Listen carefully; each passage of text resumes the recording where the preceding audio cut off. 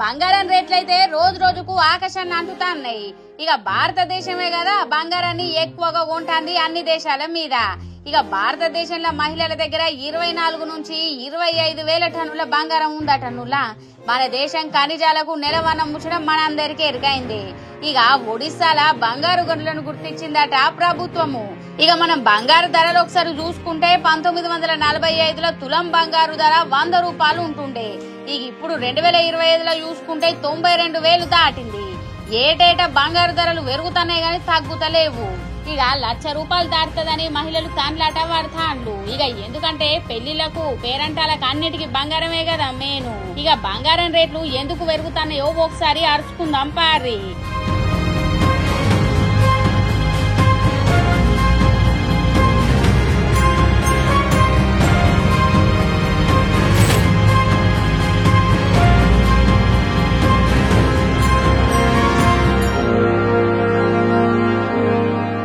Trump sir టారిఫ్లు పెట్టుడు, China ఎదురు తిరుగుడుతోనే ఇన్వెస్టర్లు స్టాక్ మార్కెట్ నుంచి డబ్బులు విత్డ్రా చేసుకుని బంగారం మీద పెట్టుబడులు పెట్టుడు, గట్లనే డాలర్ వాల్యూ దగ్గరతోనే బంగారం రేట్లు దండిగా పెరుగుతా ఉన్నాయి.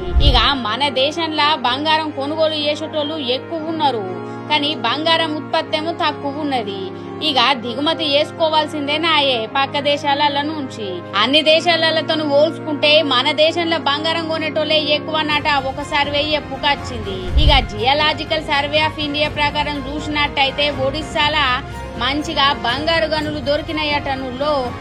కాపర్ కోసం తవ్వకాలు జరిపేటప్పుడు బంగారు నిల్వలు బయట పడ్డాయట. తొందరలోనే ఈ గనులను వేలం వేయనీకే అక్కడి రాష్ట్ర ప్రభుత్వం సోచా ఇస్తుందట. కానీ దీని వల్ల బంగారు ధరలు తగ్గుతాయి. 50,000 కత్తది, 30,000 కత్తది, 40,000 కత్తదని మస్తు మంది అనుకోబట్టిరు. కానీ గదైతే ప్రశ్నార్థకమే. ఎందుకంటే ప్రతి ఏటా మన బంగారం ఉత్పత్తి 1.7 టన్నులే.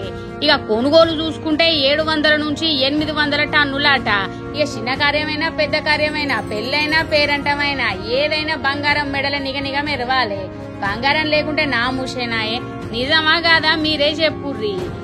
మరి అంత బంగారం కొనేటోళ్ళు ఉన్నప్పుడు ఒడిశా గనులు కొంత ఊరటనిస్తాయి అనుకోవచ్చు. కానీ గనుల మీదనే ఆధారపడి బంగారం ధర మస్తు తగ్గుతుందంటే నమ్ముడు గగనమే. చూడాలి మరి. బంగారం ధరలు ఎంత తగ్గుతాయో మాత్రం ఖచ్చితంగా చెప్పలేం గాని తగ్గుతాయని అనుకోబట్టిర్రు నిపుణులు.